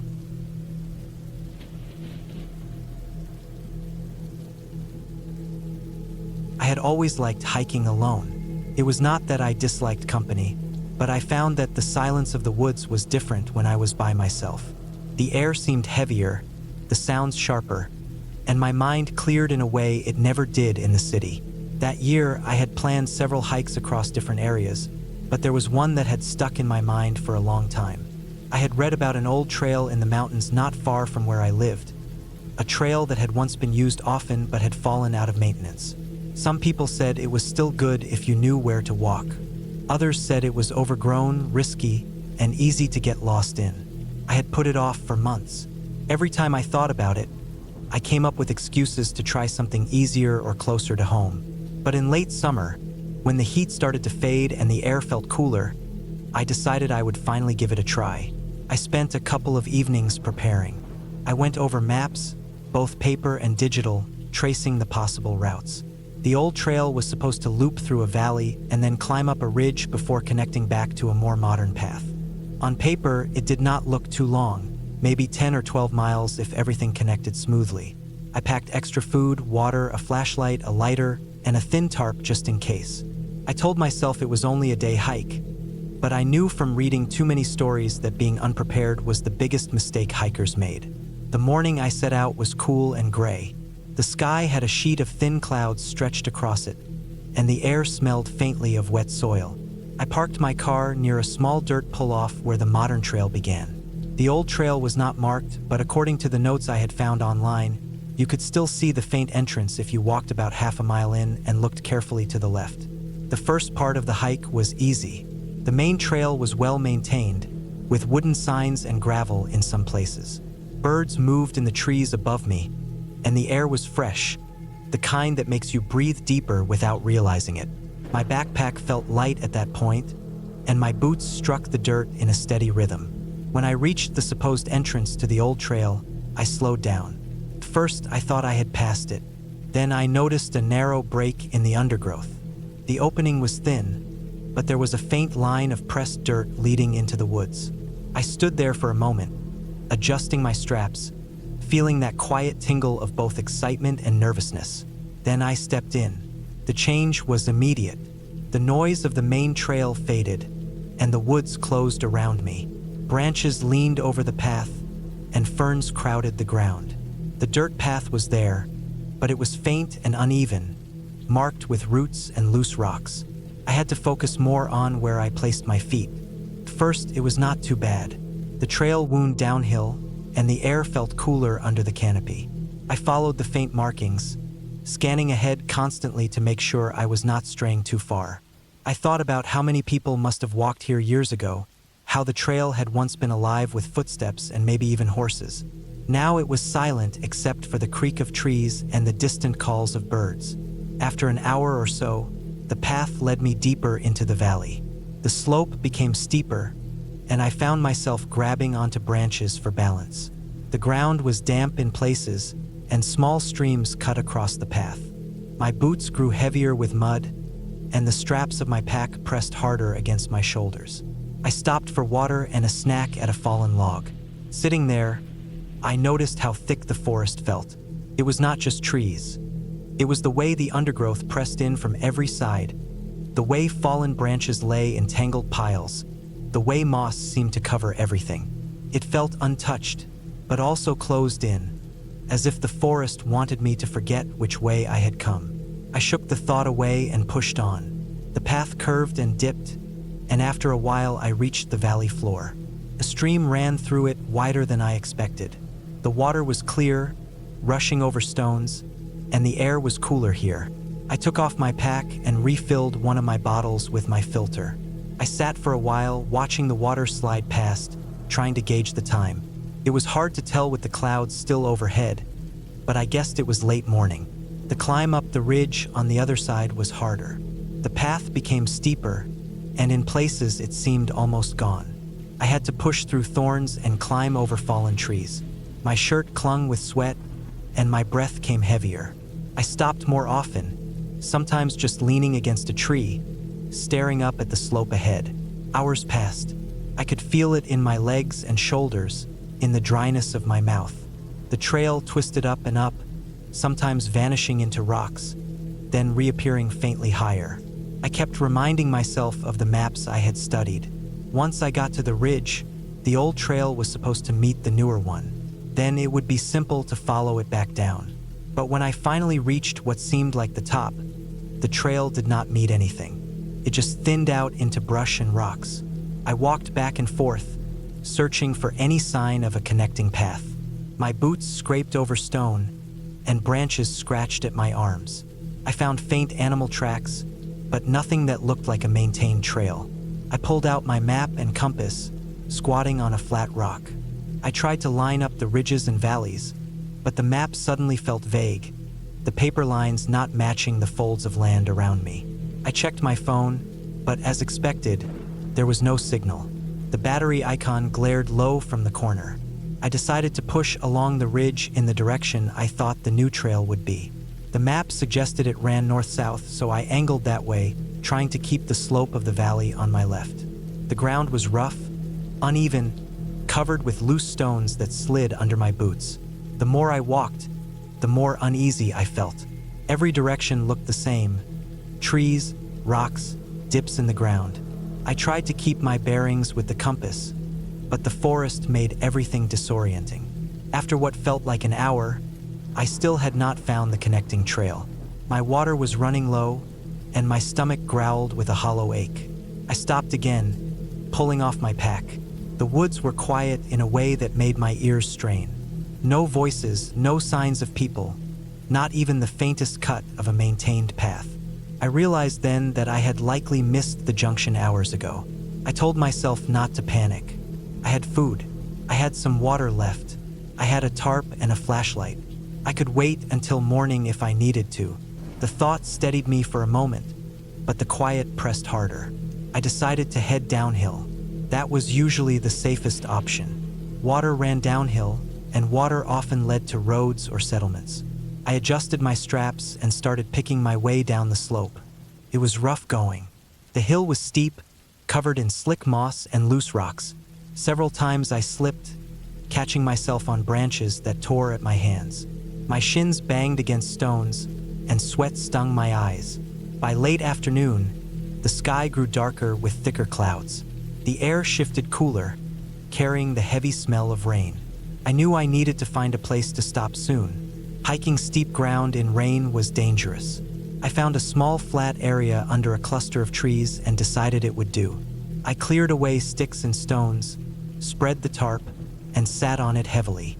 My legs throbbed, and my shoulders ached from the straps. I ate a little food, chewed slowly, and drank the last of my water. Not long after, the rain started. It came in soft at first, then harder, drumming against the leaves overhead. I sat under the tarp, pulling it tighter around me. The ground turned slick, and small rivulets of water ran downhill. That night was long. The forest was loud with the storm, and every crack of a branch made me sit up.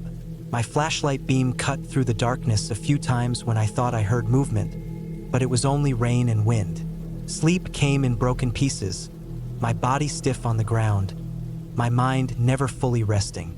When gray light finally returned, I felt heavy and sore.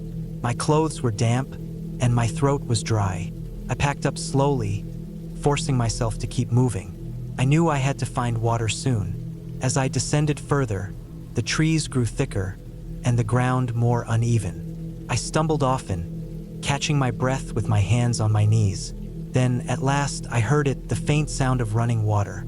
I followed it, crashing through brush until I reached a narrow stream. Relief washed through me as I knelt and filled my bottle with my filter. The cold water slid down my throat, clearing some of the fog in my head. But my relief was short. Following the stream downhill was not simple. It twisted through steep gullies and dense brush. In some places, the sides were too steep, and I had to climb higher again to find a way around. Hours slipped by, and the forest felt endless. By late afternoon of the second day, my body felt weaker. My legs shook when I climbed, and my hands trembled slightly. I ate sparingly, worried about how long my food would last.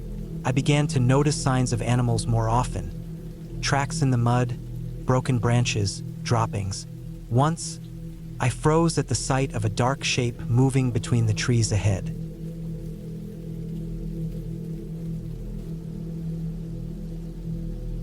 I decided to hike alone that weekend. The weather had been cooling down, and the air carried the kind of crispness that makes you want to spend all day outside. I had been planning a longer hike for a while, and after scanning through maps and trip reports, I chose a trail that was less traveled. It wasn't the most dangerous hike around, but it had long stretches without cell service and wound deep into the hills, with cliffsides, creeks, and sections where the path narrowed to just a few feet wide with steep drop-offs. That's what made it appealing to me. I wanted quiet, distance, and the feeling of being swallowed by nature for a couple of days. I packed carefully. In my backpack, I had a tent, sleeping bag, water filter, stove, enough food for 3 days, an emergency kit, a headlamp, extra batteries, and a small knife. I also packed layers because even though it was warm in the daytime, the temperature dropped hard at night. I left early in the morning and drove out to the trailhead, reaching it just after sunrise. The parking lot was empty, which made me feel good. It meant I would probably have the trail to myself maybe all weekend. The first miles were easy.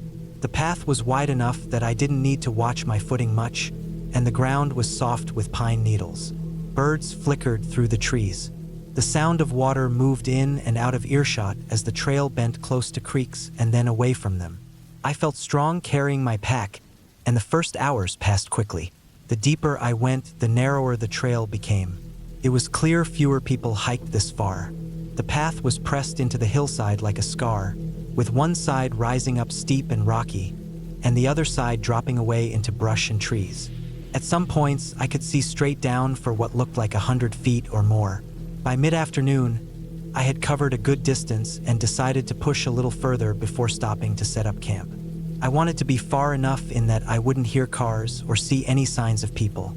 The deeper the trail wound, the more silence there was. Even the birds quieted down. I reached a section where the trail pinched very tight against a rock wall. The path there was less than 3 feet wide, with a steep drop-off to my right. Loose gravel slid under my boots as I crossed. I took my time, placing each step carefully, leaning slightly into the rock face to keep balance. I thought about what it would be like to slip there, how quickly a fall like that could go wrong. I made it across and kept walking. Not long after that, the light started to change. The sun was lowering, and the shadows stretched long over the trail. I decided to stop. I found a flat area tucked back from the path, under a stand of tall pines. The ground there was covered with needles and soft soil, perfect for pitching a tent. I set up camp methodically. Tent first, then sleeping bag unrolled inside. I set up my stove on a rock and boiled water for a simple meal. By the time I finished eating, the forest was darkening fast. The last bit of orange light bled through the trees before disappearing completely. I put my food away, packed trash into a bag, and set it well away from the tent. Lying in my sleeping bag, I listened. It was quiet, but not in a peaceful way. Every small noise, the crunch of something in the brush, the rustle of branches, seemed sharper. I reminded myself that animals moved at night and that most of them would avoid me. Still, I slept lightly, waking often to adjust my position and listen. The next morning, I packed quickly and got moving. My plan was to loop around and connect with another trail that would eventually bring me back toward the trailhead. I wanted to cover more ground that day, so I kept a steady pace. The trail climbed higher, winding along ridges where the trees thinned and views opened up. But the higher I went, the rougher the path became. Roots clawed up from the ground, and rocks jutted out in strange angles. I slipped a few times and had to catch myself. At one point, the trail skirted another narrow stretch, even tighter than the one before. Below me, I could see the tops of trees far down the slope. My stomach tightened as I crossed, boots scraping against the dirt wall. As the day wore on, clouds gathered. The sky dimmed, and a wind picked up, bending the tops of the pines. By late afternoon, rain began to fall, light at first, then heavier. I pulled my rain jacket from my pack, but the trail quickly turned slick. The dirt turned to mud, and the rocks became shiny and treacherous. I wanted to find a place to camp before dark, but the trail offered nothing flat. Every stretch was either too steep or too narrow. I kept walking, hoping for a clearing, but the rain grew heavier, and fog began to move in through the trees. Finally, I came to another narrow section of trail hugging the side of a slope. My boots slipped once, and my heart thumped hard as I caught myself. I realized that if I didn't stop soon, I was risking more than just a wet night. I scanned the hillside and found a small patch of ground just big enough for my tent. It was tilted, but it was the only option. I cleared away sticks and set up quickly in the rain. Inside the tent, I was damp but safe. I boiled water for another meal, ate quickly, and zipped into my bag. The sound of rain on nylon filled my ears until I drifted off. Sometime deep in the night, I woke. The rain had stopped, but the forest was alive with sound. Something was moving close by. I held still, listening. It wasn't the quick, light steps of a deer. It was slower, heavier. My tent was small, just thin fabric between me and whatever was out there. I held my breath, every muscle tight. The sound moved away after a while, fading into the distance. I lay awake long after, staring at the ceiling of the tent. The next morning, fog hung heavy, muffling everything. I packed my things and started again, but the trail had changed. Water had washed parts of it out, leaving slick mud and loose rocks.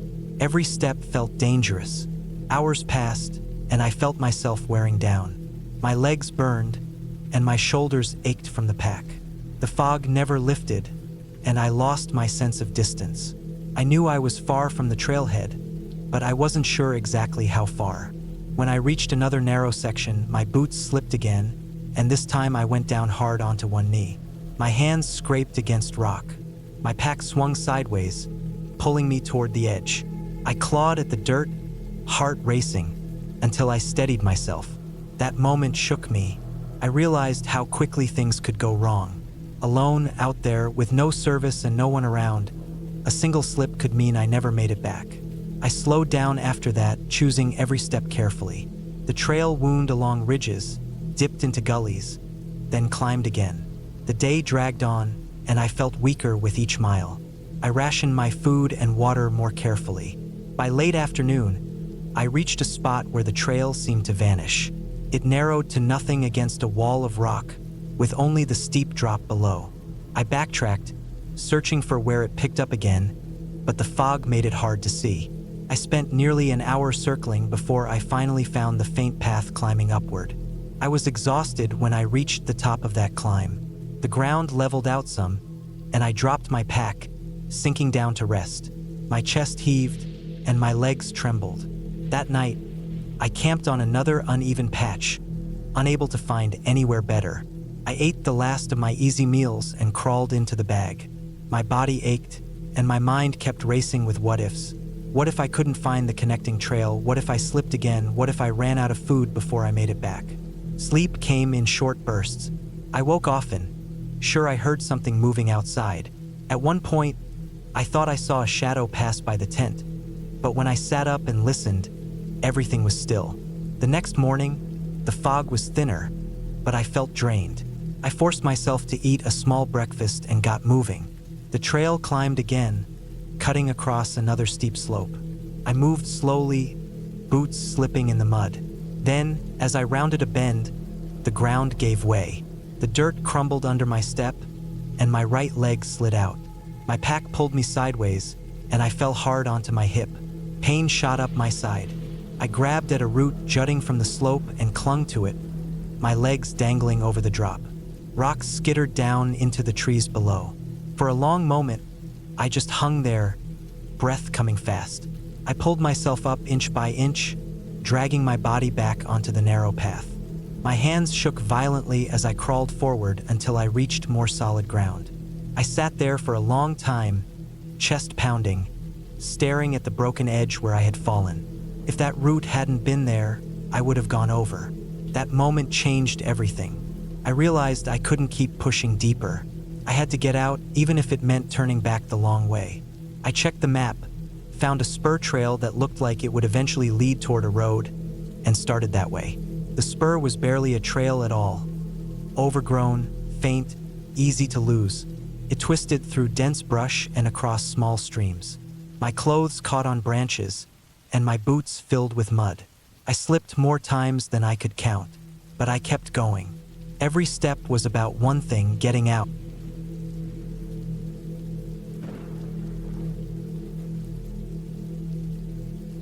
I had been planning the hike for months. I had gone over the map so many times that I could picture the turns and landmarks in my head even without looking. It was supposed to be a 3-day solo trip through a section of mountain trails I had never walked before.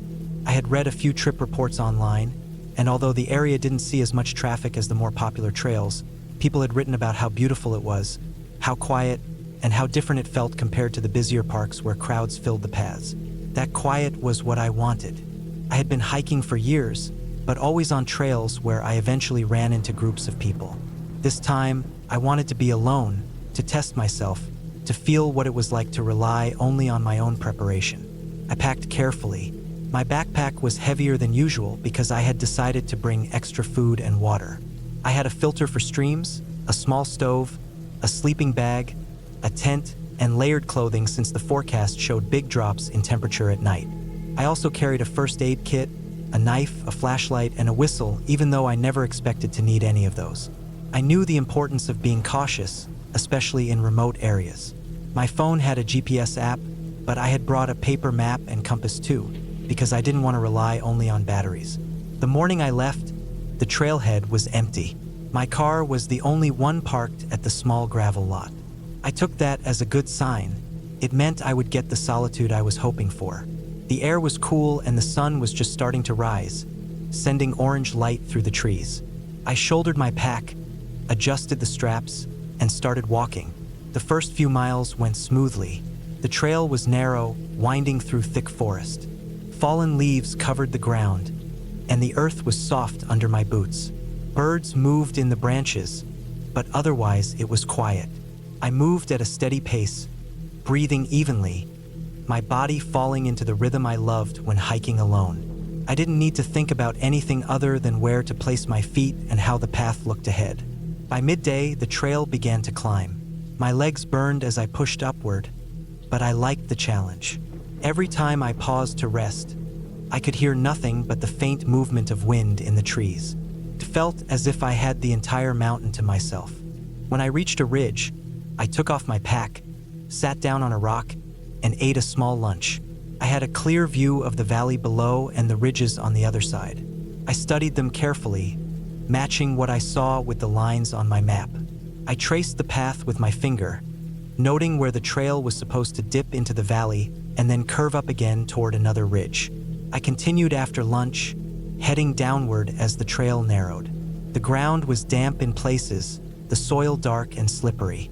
I used my trekking pole to steady myself, careful not to move too fast. A twisted ankle here would be a disaster.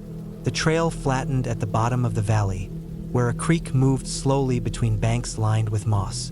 I filled my bottle with filtered water, the cold taste refreshing after hours of sweat. That was when I noticed something that gave me pause. On the opposite bank of the creek, pressed into the mud, were prints. They weren't boot prints. They looked like the deep impressions of bare feet. At first I thought I was mistaken, but when I crouched down, I could clearly make out the shape of toes and heels.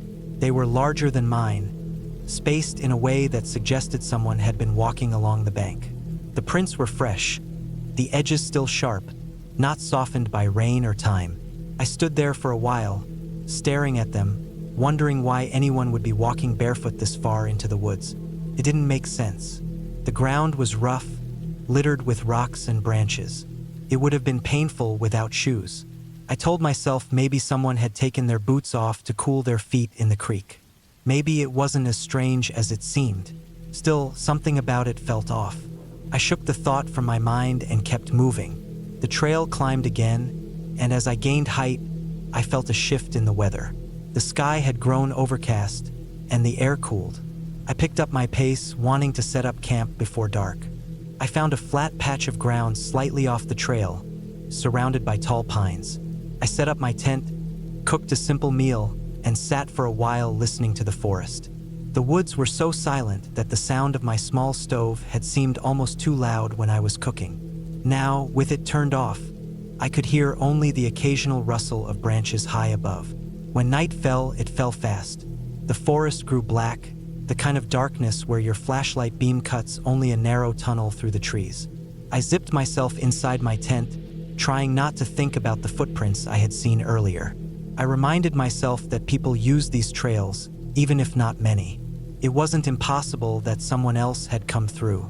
But even so, I couldn't shake the image of those bare feet pressed into mud in the middle of nowhere. I drifted in and out of sleep that night, every sound pulling me awake. At one point, I thought I heard movement nearby, like steps through leaves, but when I held my breath and listened hard, it was gone. I told myself it could have been a deer. I forced myself not to unzip the tent and look. The next morning, I packed quickly. The air felt heavier, as if the weather might turn. I started back onto the trail, climbing again toward the next ridge. My legs ached, but I kept a steady pace, trying to cover more ground. The forest was dense here, with tall trees that blocked out most of the sky. The path twisted so much that I couldn't see far ahead. Around midday, I came across another set of prints. This time they weren't across the creek, they were on the actual trail. Bare feet again. The impressions were deep, as if the person had been moving quickly, almost running. I stared at them for a long time, my heart beating faster. There was no mistaking what they were. The prints followed the same path I was on. For the first time, I felt uneasy in a way that was hard to ignore. I wasn't just alone in the woods anymore. Someone else was here, moving barefoot, ahead of me. I thought about turning back, but the idea of retracing all those miles felt impossible. I told myself I could handle it. Whoever it was, they were probably harmless. Maybe a strange choice to go barefoot, but not necessarily dangerous. I pushed forward, but I couldn't shake the feeling that I was walking into something I didn't understand. The trail grew steeper, the air colder as I climbed. My pack felt heavier with every step. I stopped only once, to catch my breath and drink water, before forcing myself upward. When I reached the ridge, the view stretched far in every direction, but I didn't take the time to enjoy it. I just wanted to get moving again. As the day wore on, the trail narrowed into a section that cut across a slope. On my left, the ground rose steeply upward. On my right, it dropped sharply into the valley. The path was barely wide enough for my boots, and the dirt shifted underfoot. I moved slowly, hugging the slope, careful not to slip. That was when I saw it. A single footprint pressed into the dirt ahead of me. Bare, fresh, stopped me in my tracks. Whoever it was, they were close. Too close. My pulse hammered in my chest. I looked around, scanning the trees above me, the slope below. I saw nothing but forest. I forced myself to keep going. The path finally widened, and I quickened my pace. I wanted to put as much distance as possible between myself and whoever was leaving those prints. By late afternoon, I found a small clearing and decided to stop for the night.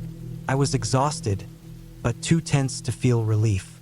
I set up my tent quickly, ate without tasting my food, and sat in silence. The forest felt different now. The quiet that I had loved on the first day now felt oppressive, as if the trees themselves were pressing in around me. I couldn't shake the thought that someone might be watching from just beyond the treeline. That night was worse than the first. Every crack of a branch made me flinch. I barely slept. At one point, I thought I heard movement again, closer this time. A slow, deliberate sound, like footsteps circling the edge of the clearing. I gripped my knife inside the tent, holding my breath until the noise faded. By morning, I had made up my mind. I was cutting the trip short. I no longer cared about finishing the loop or reaching the final ridge. I just wanted out. I folded my tent quickly, shoved everything into my pack, and got back on the trail. The hike back was brutal. My legs were heavy, and the pack dug into my shoulders. I moved fast, almost jogging in some places, desperate to cover ground. I kept looking over my shoulder, half expecting to see someone following. But there was never anyone there. Only the prints, always ahead of me, as if whoever it was knew exactly where I was going and stayed just out of sight. By late afternoon, I reached the creek again. The prints were there too, pressed into the mud along the bank, just like before. They seemed even fresher this time. I didn't stop to refill my bottle. I just pushed forward. The final miles felt endless. My legs shook, my feet ached, and my throat was dry, but I didn't slow down. When I finally saw the gravel parking lot through the trees, my chest filled with relief so strong I almost cried.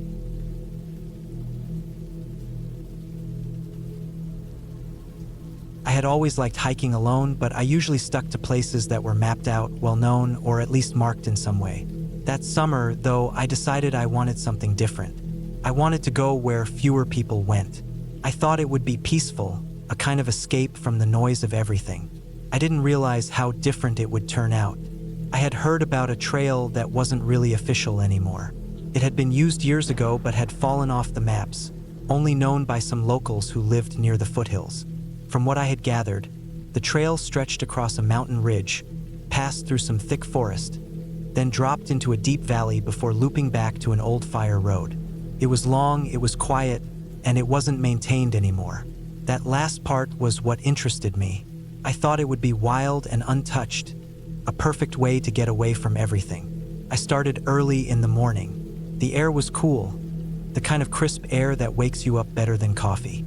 My backpack felt heavy but manageable. I had packed a tent, sleeping bag, a couple days worth of food, a water filter, a first aid kit, and all the basics. My plan was simple: hike out, follow the trail as far as I could, camp for the night in the valley, then loop back the next day. The first part was fine. The path was overgrown but still visible. There were signs of it having been used long ago: old wooden posts with faded paint, sections where the ground was flattened in a way that only happens after years of footsteps. But there were also stretches where it nearly disappeared, and I had to scan carefully to see where the faint depression in the soil continued. Sometimes I had to move branches out of the way or step over fallen logs. I liked the quiet. Birds were chirping, and now and then I'd hear the rustle of something small moving through the brush. The forest smelled of pine and damp soil. Sunlight filtered through the trees in broken beams, making patches of gold on the ground. I walked for hours, stopping only to sip water and rest my legs. The ridge was the first sign that things weren't going to stay easy. The climb wasn't steep, but it was long, and the higher I went, the rougher the trail became. Rocks slid under my boots, branches scratched my arms, and the wind picked up. At the top, though, the view was worth it. I could see for miles. The valley stretched out below, with thick trees like a dark carpet, and in the far distance I could see the faint cut of the fire road that would be my way back. It all looked so simple from up there. The descent into the valley was harder. The ground was damp, soft in places, almost muddy. My boots sank into it, and I had to steady myself against trees to keep from sliding. There were sections where fallen branches and tangled roots blocked the way, forcing me to climb over or around them. The deeper I went, the darker it became, the trees closing in and blocking most of the light. By late afternoon, I found a flat spot near a stream and set up my camp. I boiled some water, made a meal, and sat on a rock while eating. The air was still and heavy, the kind of silence that presses on your ears. I thought it was peaceful, but there was something about how quiet it was that made me feel on edge. Still, I tried to brush it off. When night came, it was black. The canopy of trees was so thick I could barely see the sky. I lay in my tent listening to the stream nearby, but the more I listened, the more I became aware of other sounds. Small snaps, soft movements, the kind of noises forests always make but feel louder when you're alone. I told myself it was just animals, nothing dangerous. Still, I had trouble sleeping. The next morning, I packed up and started to follow the trail again, planning to head toward the loop that would bring me back. But the path became less and less clear. It faded into the undergrowth until I wasn't sure if I was even on it anymore. I backtracked a few times, trying to match the ground to what I thought was the trail, but everything looked the same. At first, I wasn't too worried. I had a map and compass, and I knew the general direction of the fire road. If I kept heading west, I would eventually hit it. So I pushed on, making my own path when I couldn't find the old one. But the forest grew denser, and moving through it became slow. Branches clawed at my arms, thorns scraped my legs, and every step seemed to catch on something. The sun was hidden most of the time, and I had to keep checking my compass. I felt like I was fighting the forest more than walking through it. Hours passed, and I didn't find the fire road. Instead, I found myself in an area that didn't look right at all. The ground sloped sharply downward into a gully filled with dead trees and thick underbrush. The soil was damp and smelled of rot. I slid more than walked down into it, using my hands to steady myself. At the bottom, it was even darker. The air was heavy and still, and there was a faint smell of something sour. I tried to push through, but the brush was thick, and I couldn't move in a straight line. I kept circling around obstacles, which made me lose track of direction. My compass needle spun strangely for a few minutes, which made my stomach knot with unease. By the time I found a way out of the gully, the light was fading. I had wasted almost the whole day in that pit, and now I was in unfamiliar terrain with no clear trail and no sign of the fire road. I knew I had to set up camp again. That night was worse than the first. The noises were louder, snaps, cracks, and movement close by. I kept telling myself it was deer or raccoons, but my nerves were tight. I hardly slept, just lay there staring at the thin fabric of my tent, feeling the darkness pressing against it. The next morning, I was determined to find my way out. I checked my map again, tried to line it up with the terrain, and picked a direction I was sure would take me toward the fire road. I pushed through the forest for hours, sweating, scratching myself on branches, drinking too much of my water. My legs were sore, and my shoulders ached from the pack. At one point, I thought I heard water and followed the sound, hoping it was a stream I could refill from. Instead, I found a marshy area with stagnant pools covered in green scum. The smell was awful, and clouds of insects swarmed around me. I turned back, but it took me longer than I expected to climb out of that area. The day wore on, and I started to realize I wasn't getting anywhere. Everything looked the same: trees, brush, uneven ground. My map didn't seem to match what I was seeing. I felt a tight knot of panic in my chest, but I forced myself to stay calm. I told myself I just had to keep moving west, and eventually I'd find the fire road. By evening, I still hadn't found it. My feet were blistered, my water was running low, and I was exhausted. I set up camp again, but I barely ate. My stomach felt tight, like I couldn't swallow much. That night, I barely closed my eyes. Every noise felt close, too close. The next day, I woke with a dry mouth and heavy limbs. I pushed on again, slower this time. My compass still pointed west, but the terrain forced me off course again and again. I climbed ridges, crossed gullies, and pushed through thick brush, but all I found was more forest. It hit me then I was lost. Not just a little lost, completely turned around, far from any trail, without enough water or food to last much longer. The days blurred together after that. I rationed what I had, but it wasn't much. I drank from streams, even ones that looked dirty, after filtering as best I could. My body grew weaker, my steps slower. I scratched tallies into tree bark to mark days, though I started losing track. The forest felt endless. The quiet that had seemed peaceful at first now pressed on me like a weight. The sounds at night grew louder, branches breaking, heavy steps, breathing maybe, though I told myself it wasn't. I never saw anything, but I felt watched. I felt hunted. By the time I stumbled onto the fire road, I was barely standing. My clothes were torn, my body covered in scratches and insect bites. My lips cracked from thirst. My pack hung loose, half empty. I don't even remember the last proper meal I had eaten.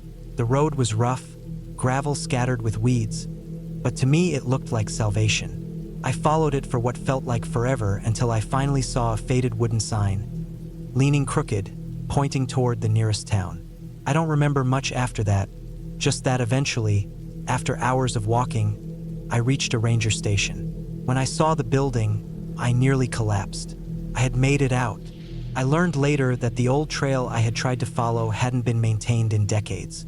Parts of it had been wiped out completely by landslides and storms. Locals avoided it because people had gotten lost there before. Some never came back. I came back, but I will never go near that valley again.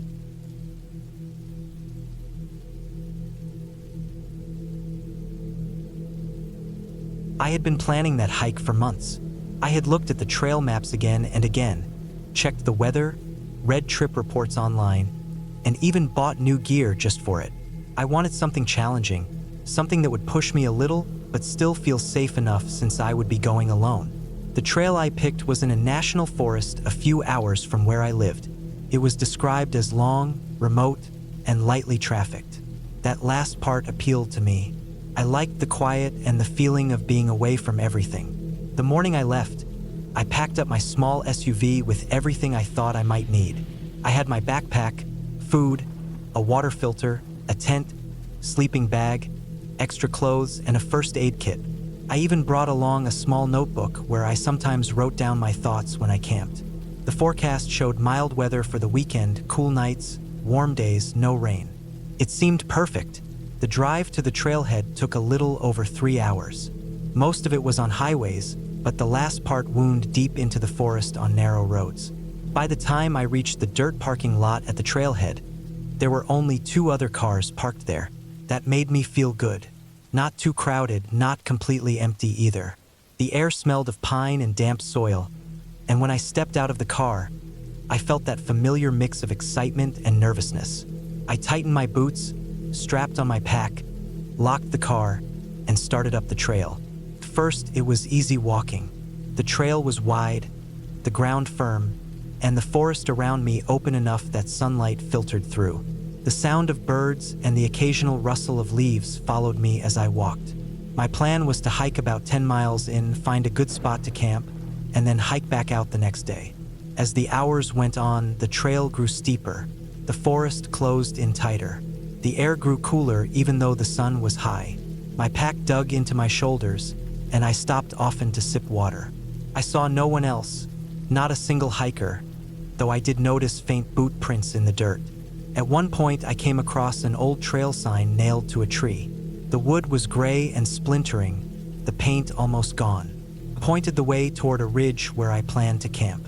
By mid-afternoon, I reached a part of the trail that climbed sharply up the side of the ridge. The ground was rocky, and in some places the trail was nothing more than a narrow ledge with a drop-off on one side. I had to place each step carefully. My legs burned, my breathing was heavy, and sweat dripped down my back. The forest was quiet here, almost too quiet. When I finally pulled myself onto the ridge, the view was incredible. Rolling forest stretched out in every direction, unbroken green fading into the horizon. I stood there for a long moment, catching my breath, feeling both small and alive at the same time. Then I pushed on, wanting to find a campsite before the sun dropped too low. I found a flat clearing not far from the ridgeline. It wasn't an official campsite, but there was a small ring of stones where someone had built a fire before. I set down my pack, stretched my sore shoulders, and began to set up my tent. The light had already started to shift into that golden late afternoon glow. I boiled water for my meal, ate slowly while sitting on a log, and watched the sun dip behind the trees. As night fell, I felt that familiar weight of solitude pressing in. The forest noises changed from bird calls to crickets, frogs, and the occasional snap of something moving through the underbrush. I sat by the small fire I had built, staring into the flames, trying not to think too much. Eventually, I crawled into my tent, zipped the door, and lay down in my sleeping bag.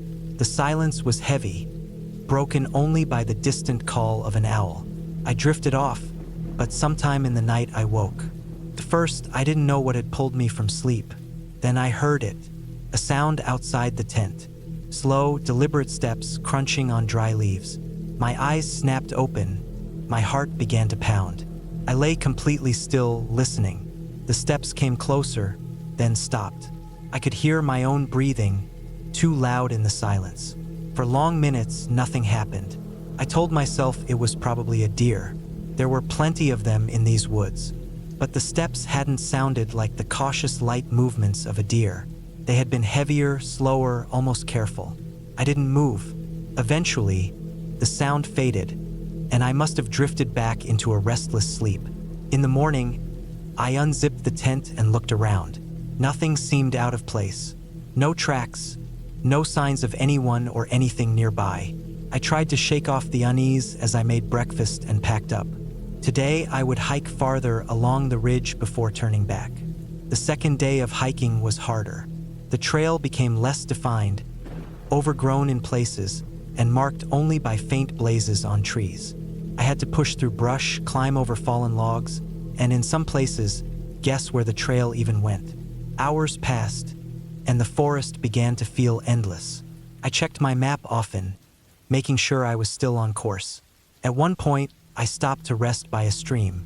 As I knelt to filter water, I felt the hairs on the back of my neck rise, that strange prickling sense that I wasn't alone. I straightened and scanned the trees. Nothing moved. Still, the feeling stayed with me as I filled my bottle and moved on. By late afternoon, I realized I was farther from the trailhead than I had planned. My legs were sore, and the light was already fading.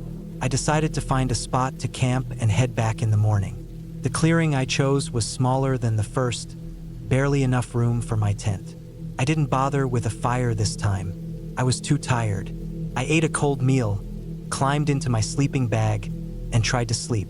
That night, the noises came again. Not just once, but several times. Soft crunches in the leaves, faint snapping twigs, always just beyond the thin walls of my tent. My heart raced, my palms grew sweaty, but I stayed silent. I didn't dare unzip the tent. Every time I thought the sounds had stopped, they would start again, circling, pausing, then moving away. The worst moment came when I heard the faint scrape of something against the fabric of my tent. Just a brush, like a hand or a branch dragged lightly across it. I froze, barely breathing. Minutes stretched into what felt like hours. Finally, the sound faded, and the forest went quiet again. When dawn came, I was already awake, staring at the ceiling of my tent, waiting for light. I packed up in a rush, not even eating breakfast. I wanted to get out. My nerves were frayed, and I couldn't shake the feeling that someone, or something, was watching me. The hike back was brutal. My pack felt heavier, the miles longer. Every sound made me jump. Once, I thought I saw movement between the trees, a flicker of something dark slipping out of sight. My pace quickened. I just wanted to reach the car. Midway back, I came to a stretch where the trail narrowed between two steep drops. The dirt was loose here, and I had to place each step carefully. My legs trembled from fatigue. As I moved along, I heard a sound behind me, a stone skittering down the slope. I froze, turned, and scanned the ridge. Nothing, just the still forest. I forced myself forward, heart hammering, until the trail widened again. I stopped to catch my breath, gripping a tree for support. That was when I noticed it. On the ground, half hidden in the dirt, was a footprint. Not mine. It was fresh, the edges sharp. I stared at it for a long moment, my mind racing. It was the print of a boot larger than my own. Someone had been there, following the same trail, maybe even following me. I felt a chill run through me that had nothing to do with the cool mountain air. The rest of the hike was a blur.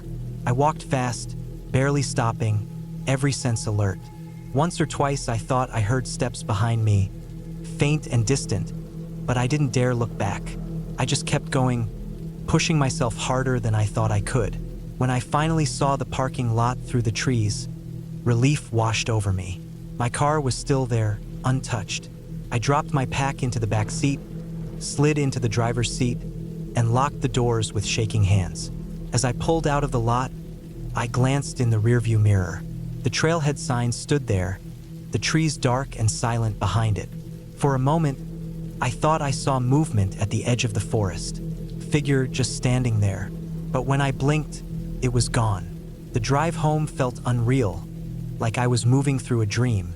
My mind replayed every sound, every footprint, every moment of unease. I knew I hadn't imagined it. Someone had been out there. Someone had followed me through miles of empty forest, staying just close enough to remind me that I wasn't truly alone. When I reached home, I carried my pack inside and dropped it in the corner. I sat down and let the silence of my house wrap around me. For the first time in 2 days, I felt safe. But even now, weeks later, I can still hear those steps in my head. Slow, careful, deliberate. I haven't been back to that trail.